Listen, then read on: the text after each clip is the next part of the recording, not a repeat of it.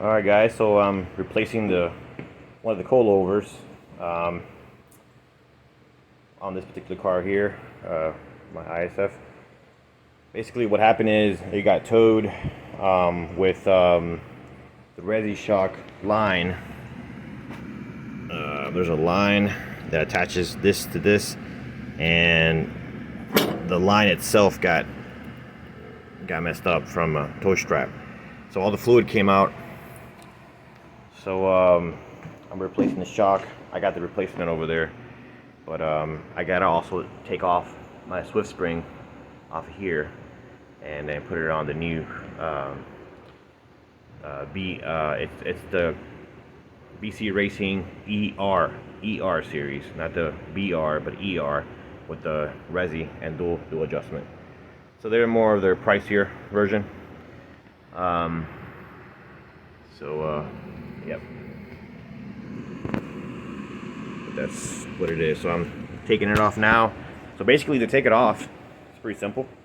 I already started doing it. So just all 14mm bolts, all three, remove from there, and then on the bottom, you're gonna have this guy right here, which is 17 on one side and 19 on the other side. So that's against the eye of the shock on the bottom, or the coilover or whatever.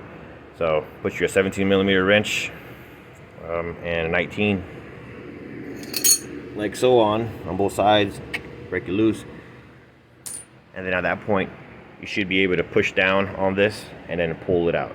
Okay. So I'm about to do that right now. Alrighty, pretty simple. Just came out. So just pull out to the side, pull it out. So that's how everything looks. That's the bolt there, and that's the top where 3 bolts go. You pull it out to the side. Bam. So this is the one, the old one. This is the new one. As you can tell, one has the upgraded Swift springs. So we're gonna go those. They're both 18 kilogram springs. That's what I'm running on the front of this car. So 18 in the front and 14 in the rear.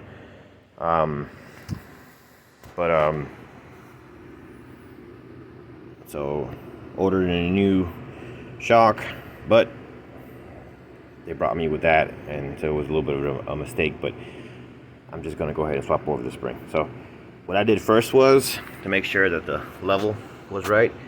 You can adjust the bottoms of these. So you adjust it to where they're the same height, and so you can see they're the same height there on the bottom.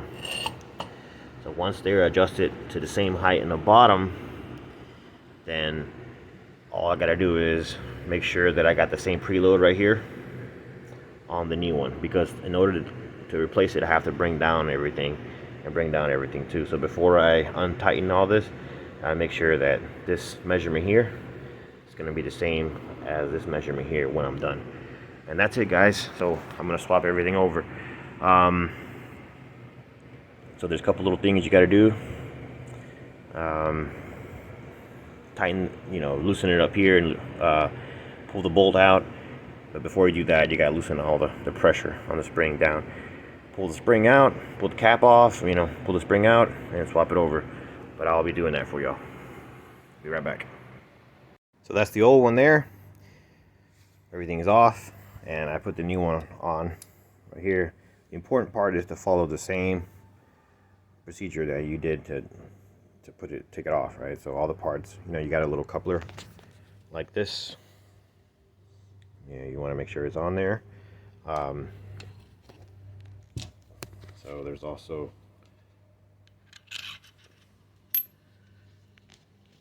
a washer thingamajig, and it has to be the bigger part, has to be in the bottom.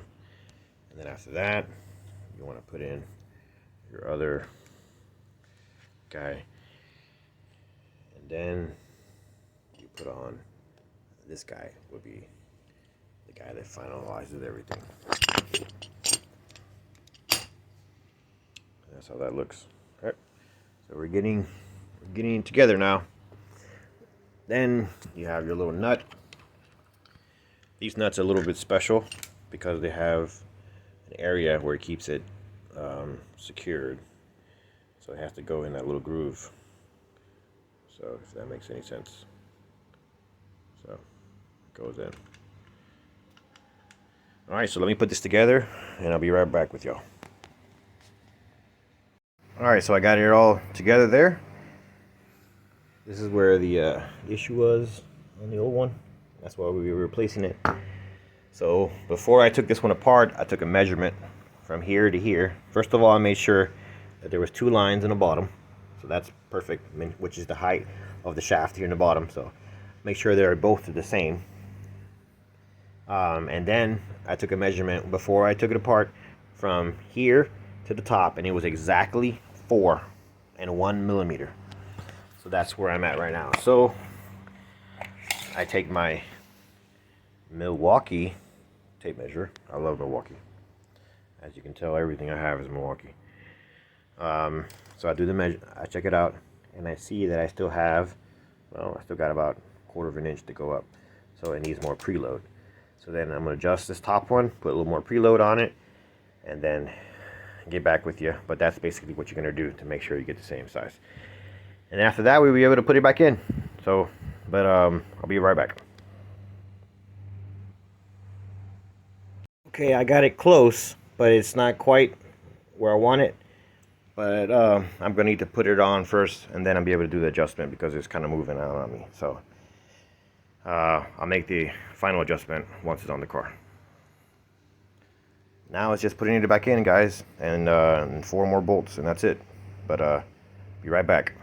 I'm about to just stick it in the hole now.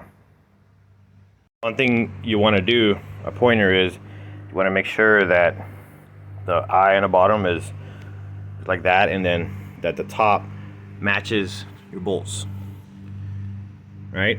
So you see how it is, little triangle up there where the 3 bolts go in, that this shape has the same shape of the top. The bottom has to be like that. So you can move this thing around, wiggle it until you get the shape before you're putting it in, because it's gonna make your life a lot easier when you do so. All right, so now it's just stick it in and put the first bolt, and then I'll be right back.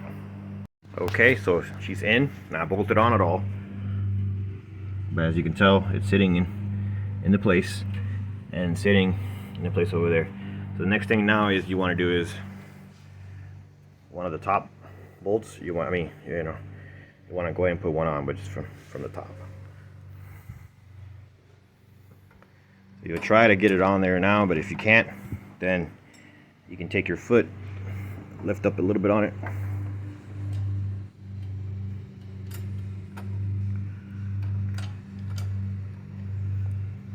So once you start it, it'll keep lifting it up as you go. So that's started bolt there. So start your other ones and then raise it up, and then slide your bolt and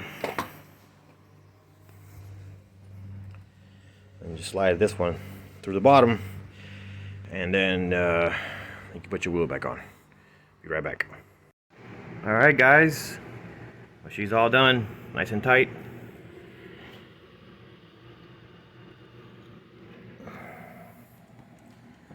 And I spoke to Mike, and he says this setting here, just to keep it at the lowest setting for now until I'm at the track. So I did that, and then over here it's gonna be 15 from dead, from full stiff. So go to full stiff and then click back 15, which is halfway, and then the back is gonna be 20 clicks back from full stiff. So a little bit stiffer in the front than it is in the back. But yeah, those are the settings for the BC ER series. So that's the ER series right there. So guys, I hope you enjoyed it. If you got any questions or want to see some more videos on this car, let me know, and I'll post them for you. All right, see you on the next one.